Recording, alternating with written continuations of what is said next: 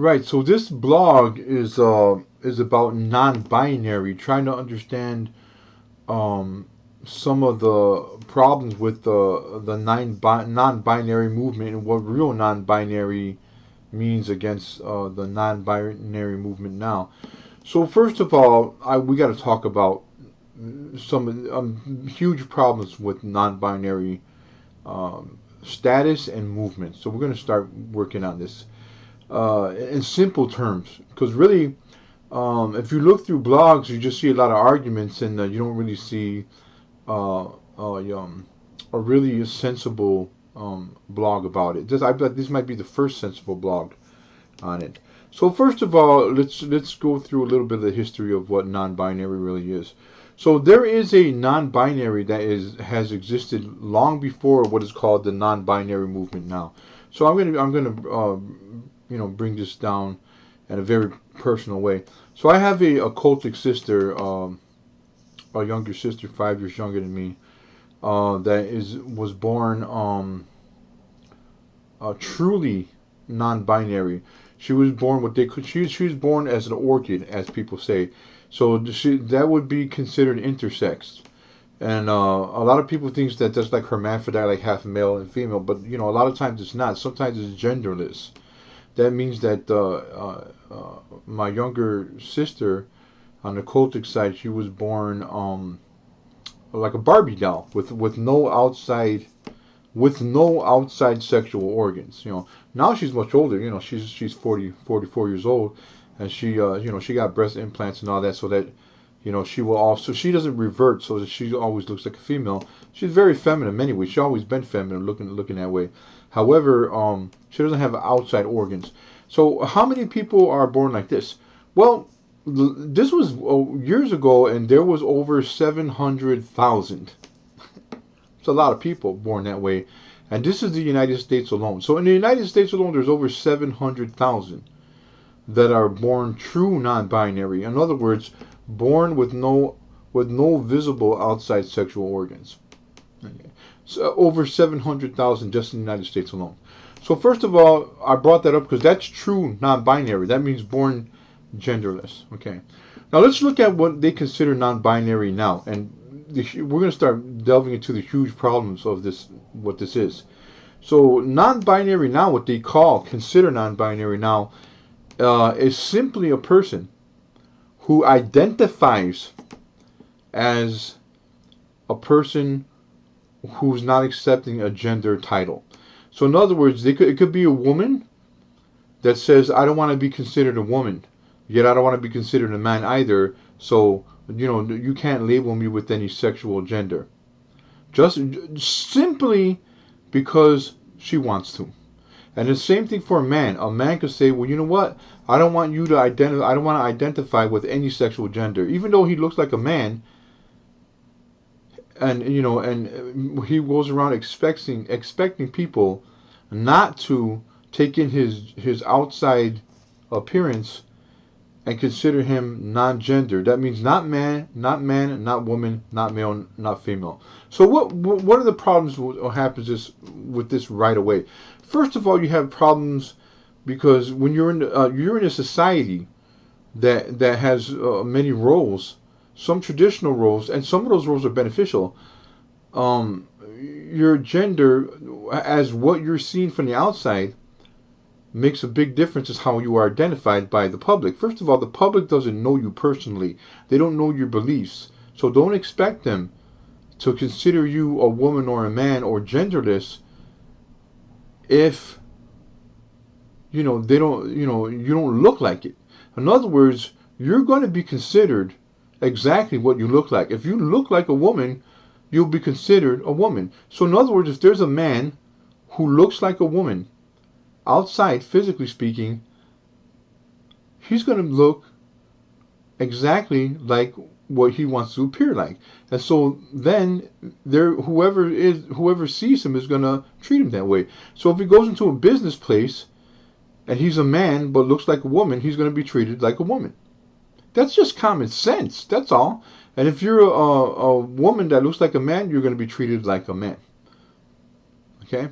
Now, the thing about non-binary is they're doing something different than this. What they're saying is they expect the public to, recognize them as genderless.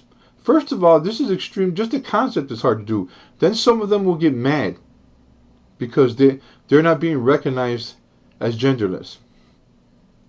So this is why you have incidents like the famous GameStop incident they have on YouTube and all that, where there's a guy who comes in and says, well, by the way, they're not transgender, and I got to bring this something up.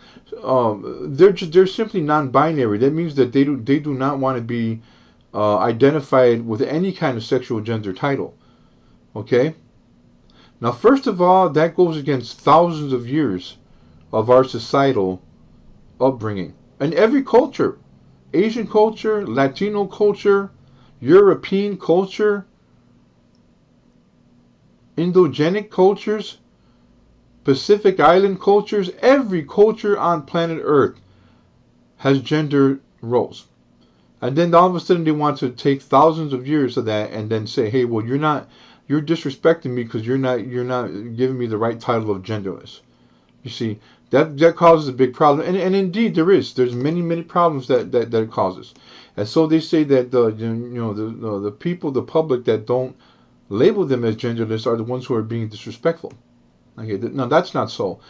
Now remember, I talked about the real people who are non-binary. That means people born without any visible sexual organs, genderless. Over 700,000 just in the United States alone. These are the people who deserve respect and should be considered of what their conditions are. But they're not. They don't make any uproar, nothing. They're just trying to live their lives in society and hopefully, live a nice, affluent life. Causing no problems, nothing. Go check it out yourself. These people, the true non-binary, they term orchids or intersex. That's what they call them. They've been around since the dawn of time. So the LGBTQ community. Okay. First of all, gay people and lesbians have been around since the beginning of time. And every culture, everywhere, there's been gay people and lesbians. Okay.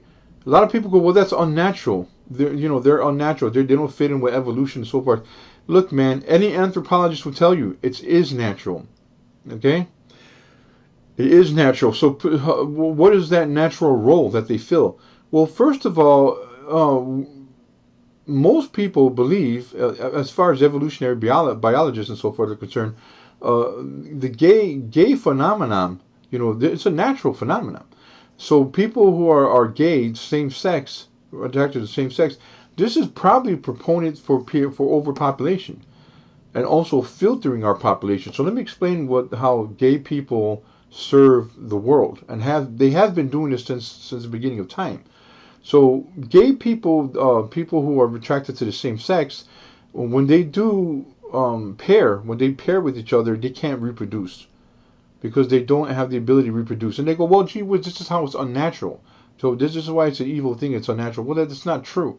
Well, what they're doing is serving a very natural purpose, and that's to stop us from overpopulating. Because if there's 7 billion people on Earth as is now. So believe me, the world is overpopulated.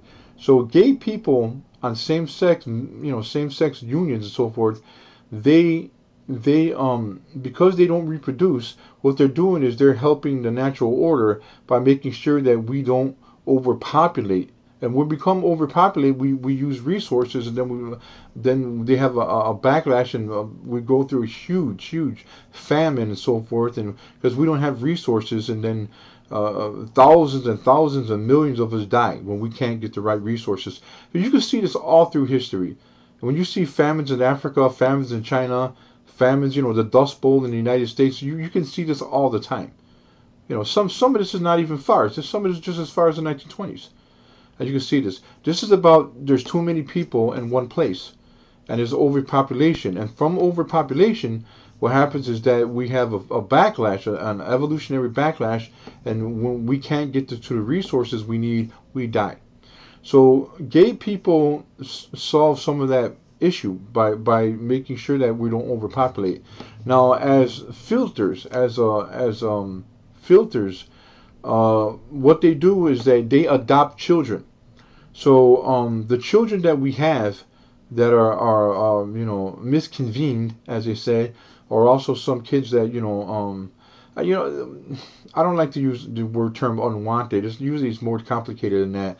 But children who can't have parents for whatever reasons, maybe their parents are drug addicts or in jail, or simply they just don't want parents just don't want to be parents, and they give them out for adoption.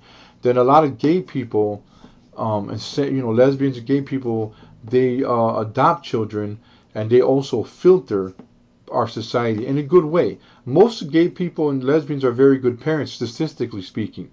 So you can check that out too. You can Google that. Okay, so the LGBT community has a lot of, as I just talked about, has a lot of wonderful aspects in it as far as its credit to the human race. Okay, so gay and lesbian people we know are natural through the way I just described it. Okay, so they've always been here. Okay, so then the next one we have are transsexuals, transgender. Not to be confused with transvestites. Okay, transvestitism is a fetish. It's not a natural condition; it's a fetish, but not transgender. So transgender is considered the LGBTQ lump. A lot, and this is a lot of what the video is about, of how they start lumping everything into LGBTQ when some of them shouldn't be considered LGBTQ.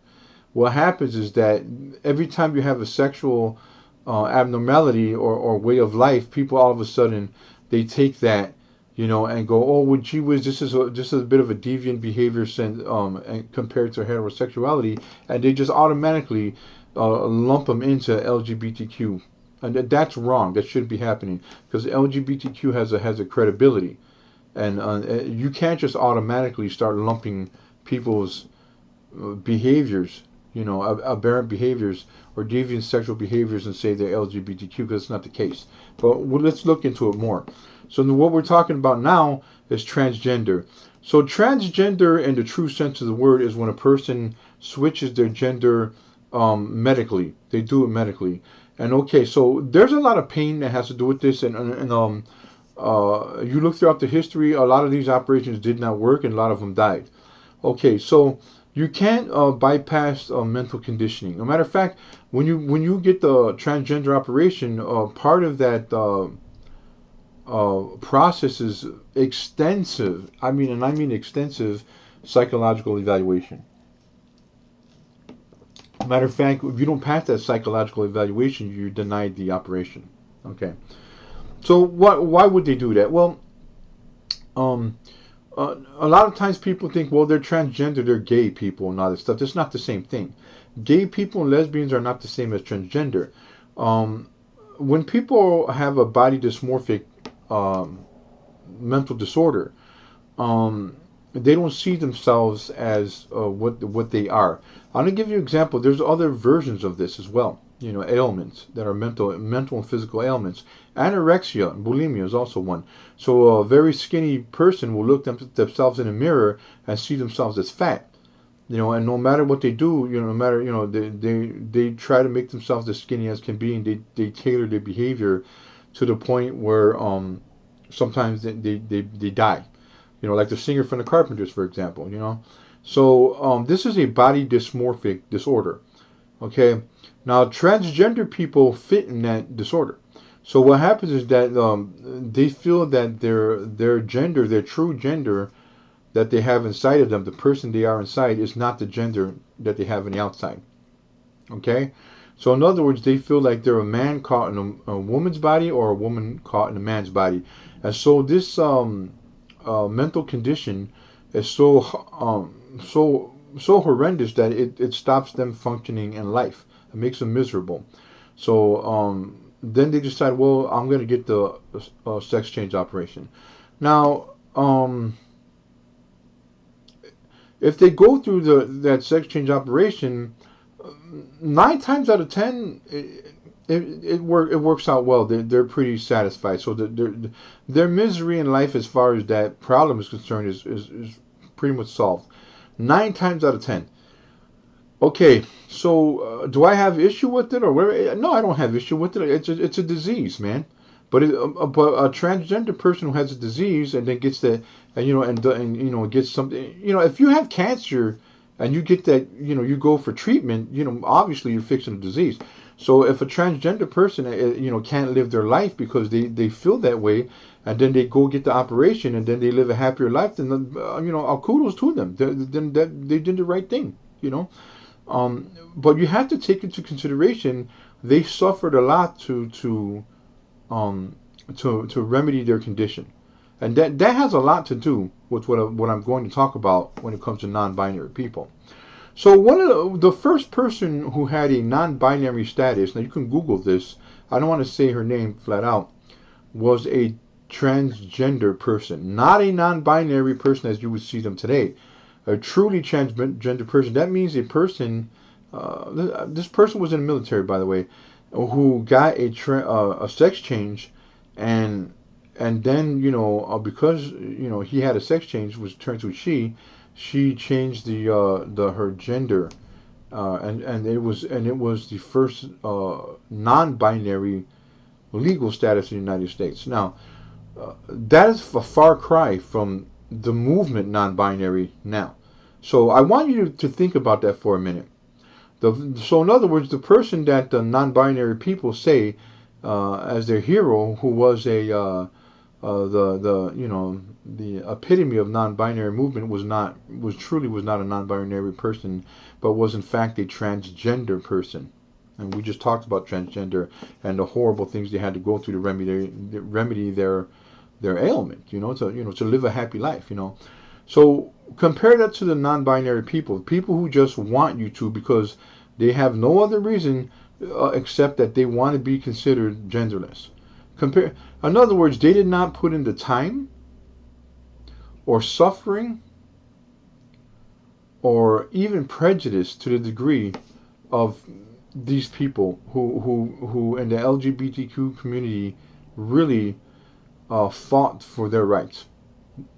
So this binary movement are not even true non-binary people. They're not orchids. They're not intersex either. They have no medical condition or physicality that would term them as non-binary. But they want to term themselves as non-binary. They want to be considered genderless. And then what happens is that they get lumped. They get lumped into the LGBTQ community. So what's the difference now? Well, everybody that's been in the LGBTQ community, including lesbians and gay people and transgender people, even transvestites, they all suffered from years of prejudice and gone through sometimes medical procedures and so forth to change their gender, and all these things that were very hard for them to do to be accepted in society for who they are. Now compare that to these new non-binary people that want to be considered non-binary people just because they want to. In other words, they didn't pay the debts to their own ailments and society like these other people did. In other words, it's like they want something for nothing. They want to be considered genderless just for the fact that, oh, well, you know what? I don't think I should be considered male or female. And if you don't consider me that, then you're the wrong person. Your society's wrong. See, that's not the case. Why are they LGBTQ to begin with? This doesn't even fit. It doesn't even fit in the same venue of all the wonderful people in LGBTQ society that fought for their rights and suffered from different prejudice and medical conditions to remedy these things. to be accepted in society. And now all of a sudden here comes some people who say, hey, you know what? I want you to, basically, I want to try to force society to call me non-gender when there's no physical basis for them to be considered non-gender. And in fact, it's an insult and spit in the face for people who are truly non-gender, the orchids and the intersex people. Like one of my sisters, who is truly non-gender. What is this about? Okay? So are they really LGBTQ? No, they're not. No. But why are they lumped into the LGBTQ community? Why are they just... A matter of fact, it's now society seems to do something very wrong. So in other words, if you have a sexual lifestyle that's other... I mean any sexual lifestyle that's other than heterosexual, society wants to just lump that into LGBTQ society. When that is wrong. It doesn't work that way.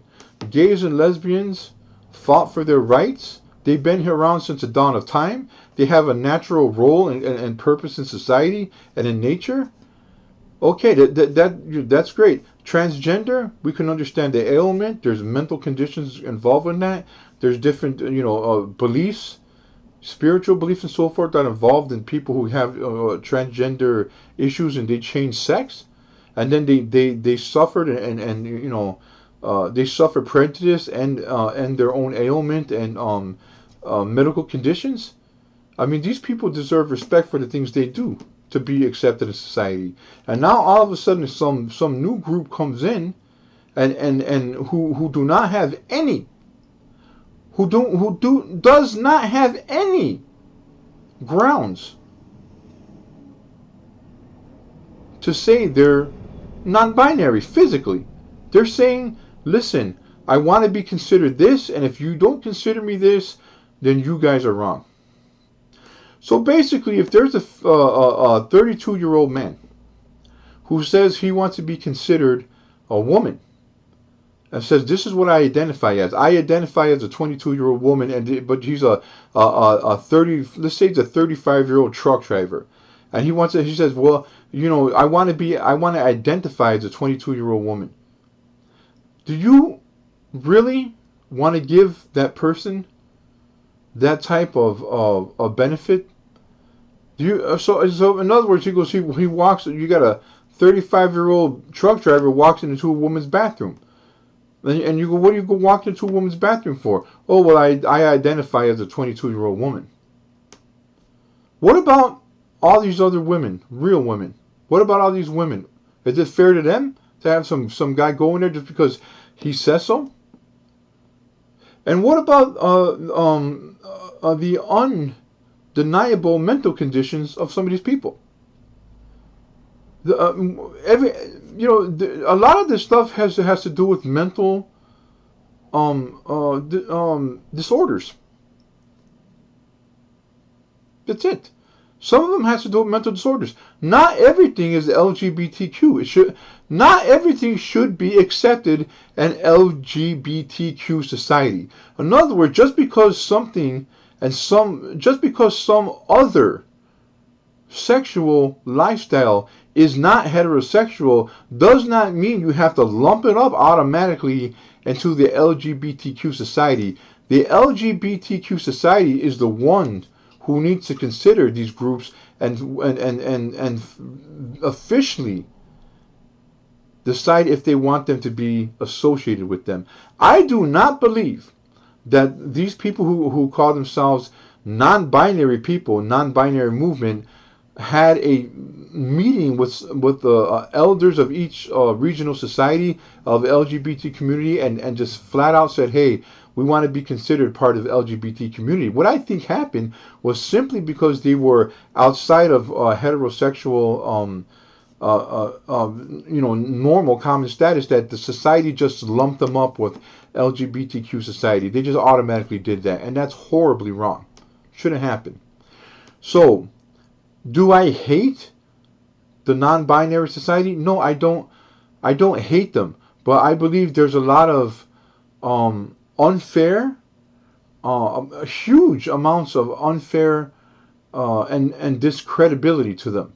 Okay, first of all, it's a slap in the face to people who are born genderless for real, including, to be specific to you, if you're confused, intersex people born intersex, and orchids, people born without visible sexual organs on the outside. Those are the true non-binary people, not them. Okay. So one of the things they want to do is have they be babies. Now this is extremely disturbing, even for the homosexual community. As a matter of fact, the first complaints I heard of it was not from heterosexual people, but came in fact from the what is it called? I can't think of the actual name, but basically it comes from gay people that marry and adopt. So there's a group of a national organization of gay people that marry and adopt children that found some issues with the so-called they be babies. I didn't know what they be babies were until I looked into it, because they complained about it. So I found out too, and it was extremely disturbing. So this is what they be babies are. So non-binary people, the people that want to force you to call them genderless with no medical evidence for it, basically what they want to do is, when babies are born from birth, I'm talking about when babies are born from birth, is they want to raise these children with no gender title. In other words, they'll be raising 1, 2, 3-year-old toddlers and so forth, all the way up into the adolescence, without any gender title. That means not being seen as a boy or a girl, and then they call they call this phenomenon they be babies. So they want to raise their children without any gender roles or gender titles, until, I guess, they're teenagers and they can make the decision themselves. Now that part's not bad at all. As a matter of fact, what they should be doing is the opposite. They should raise them as normally as they could, as what they would identify with, and then when they're teenagers, make them decide for themselves. Now that makes sense, but they're not doing that. What they're doing is they're going to literally stop their children from identifying with male or female role or title. Period. I mean, so in other words, they would not call their children boy or girl, or allow them to identify with boy or girl, male or feminine aspects or attributes. In other words, they want to raise their children as genderless beings until they're, teenagers. So here's the problem with this. So what we already know is that this causes tremendous psychological damage in certain kids, because there were related studies to this in the 1950s. I think there was also related studies to this in the 1920s as well. So, but common sense will tell you, if you were to do that, you will raise children, and you don't allow them, if you don't allow them to have a title of male or female, there's gonna be huge psychological difficulties in this. And a matter of fact, when psychologists found out about this, they were in an uproar, and of course they're right. It's going to cause harm, and for what? Okay, for that these people that call themselves non-binary, who say they're non. First of all, you gotta face some of the mental conditioning about of what this group is claiming. So, unlike the people who are truly born non-gender, once again, intersex and orchids, these people are actually have a gender. They have a physical gender. So even if they don't feel like a guy, they still have male parts. Okay, you can't just say you don't have them. You can't imagine them away. This is the problem. You can't imagine them away. Your physical body is not your imagination. This is what you were born with, whether you like it or not. Okay? So even though you want to be considered genderless, you still have the male parts of a man. Or if you're a woman, you still have you have the parts of a woman. You can't imagine them away.